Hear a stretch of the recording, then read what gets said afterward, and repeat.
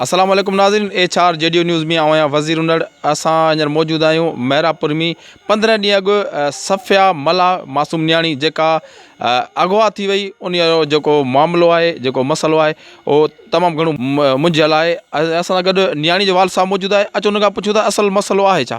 अस्सलाम वालेकुम। वालेकुम सलाम। इंशाअल्लाह हीउ वाक़ियो कीअं पेश आयो?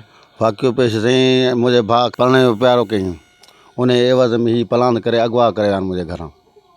उन हिसाब सां ही अगवा करे आहिनि। अञा ताईं का बि डेट न आई आहे त न्याणी मुंहिंजी आहे या कान्हे किॾा कई अथनि ख़बर। किथां अगवा कयो? हितां घरा करे आहिनि। अच्छा, घणा ॼणा? 6 ॼणा हथियार बंधन सां आया उते अगवा करे खणी विया आहिनि। अञा ताईं को ख़बर न आहे त किथे आहिनि किथे न आहिनि। जी उन खां पोइ FIR कराई? हा FIR बि कराई अथऊं। न्याणी जी उमिरि घणी? उमिरि 13 साल खनि उमिरि अथसि। पुलिस छा थी चए? पुलिस चए थी असां लॻा पिया आहियूं कमकार खे असांजे मुंहिंजो हथु नथो अचे।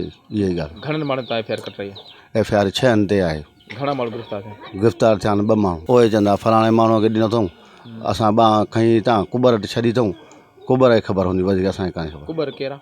न्याज़ कुबर। किथे जा? मशा करण खां मथां वेठो आहे। नाज़रीन जेका सफ़िया मला जेका अगवा थी वई उन सिलसिले में हुन जो जंहिं अगवा कयो उन जो मौक़िफ़ आहे त असां पलांद में जेको आहे सो हिन न्याणी खे जेको आहे सो अगवा कयो आहे। हुन जो मौक़िफ़ आयो आहे ऐं हिन धुर FIR बि कटाई आहे। हिन जो चवणु आहे त 2 जवाबदार गिरफ़्तार थी चुका आहिनि ऐं जिन हिन भाउ अद जो चवणु हो त मुंहिंजे भाउ कुझु महीना पहिरीं पसंदि जो परणो कयो। उहो बि जोड़ो असां वटि मौजूदु आहे। अचो उन खां पुछूं था। अस्सलाम वालेकुम अदी। वालेकुम सलाम। अदी छा मसइलो आहे? छा मसइलो आहे? ॾेर मुंहिंजो बेगुनाह आहे। हुनजी बेगुनाह मुंहिंजे भाइर निंगरी खईं आहे। तंहिं करे मूं पंहिंजी शादी त ख़ुशीअ सां कई आहे। मुंहिंजा भाइर मूंखे मारींदा मूंखे कुटींदा। मुंहिंजे ॾेर जो को बि हथु कोन्हे को। तंहिं में कंदे इन में न्याज़ मत कुबर भाउ मौजूदु विहारियो वेठो आहे। भाउ उन वटि आहे। मुंहिंजो ॾेर बेगुनाह आहे। तव्हां माना हिते ख़ुशि आहियो? असीं पंहिंजो ख़ुशि आहियूं। अच्छा, तव्हां प्यारे परणो कयो? हाँ भाई असां प्यारे परणो कयो। अच्छा, हीअं तव्हां ख़ुशि आहियो? असीं ख़ुशि आहियूं। असीं राज़ी आहियूं। इन में हुननि जेका ज़्यादती कई आहे असां पापलान हुननि खे ॾिनो सॼो फ़ैसिलो थियल हो। हुन में असां हुननि खे सभु फ़ैसिलो ग़ुलाम अली ऐं सिराज अहमद। अच्छा, हा हुननि में असां हुननि खे सभु वहिंवार ॾिनो आहे। त बि मुंहिंजा साला वहिंवार ते न बीठा आहिनि।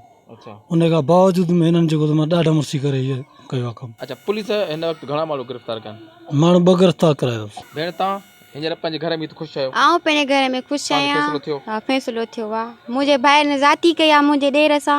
हुनखे इंसाफ़ खपे। अच्छा, हीअ जेका मासूम न्याणी? हा उहा बेगुनाह कई अथनि। हुनजे घर केरु पहिर बि कान हुई। ज़ोरी आया आहिनि न्याणी खे खणी विया आहिनि मारे कुटे हितां। हुनजे घर केरु बि कोन हो।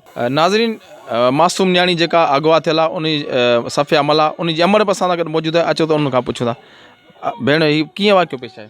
अदा मुझे घर केर कोन हो। सभु शादी ते वियल हुआसीं। मां जहिड़ो घर हुआसीं आया हथियारनि सां मुंहिंजी न्याणी बेगुनाह धक हणी मूंखे ऐं मुंहिंजी धीउ खणी। मूंखे इंसाफ़ खपे। मुंहिंजी न्याणी मूंखे खपे। अदा मूंखे धक हयूं मूंखे ख़बर कान पई पर मूं 3-4 ॼणा ॾिठा जेके ॿुथाड़ा हुन वधीक मूंखे सम्झ कान आई। मूंखे धक हयूं जंहिं महिल होश में आयसि त मुंहिंजी न्याणी मुंहिंजे घर कान हुई। अच्छा भेण मासूम न्याणी जी उमिरि घणी आहे? 13 साल दा। अच्छा, हा मूंखे इंसाफ़ खपे। मुंहिंजी न्याणी घर में ज़ोरीअ ज़ुल्म सां खणी विया आहिनि। मूंखे धक हणी विया आहिनि। मूंखे इंसाफ़ खपे। अदा पुलिस बि नथी ॿुधे। घणेई असां पुलिस ॾे भॻायूं असांजी केरु नथो इंसाफ़ करे। असांखे इंसाफ़ खपे। बेगुनाह मुंहिंजी न्याणी खे अथनि। उन्हनि जी न्याणी पंहिंजी इहा ख़ुशि वेठी आहे। मूंसां छो ज़ुल्म कयो अथनि। मूं सभु वारा फ़ैसिला सभु ॾिना अथनि पोइ उन बावजूदि छो मुंहिंजी न्याणी खईं अथनि।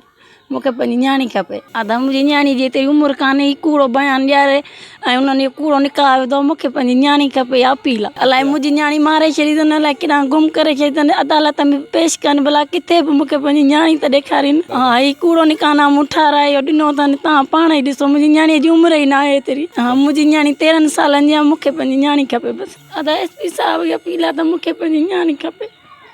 इंसाफ़ खपे। असांखे बेगुनाह आहियूं। असांखे पंहिंजो इंसाफ़ खपे। मुंहिंजी मासूम न्याणी बेगुनाह खईं अथनि।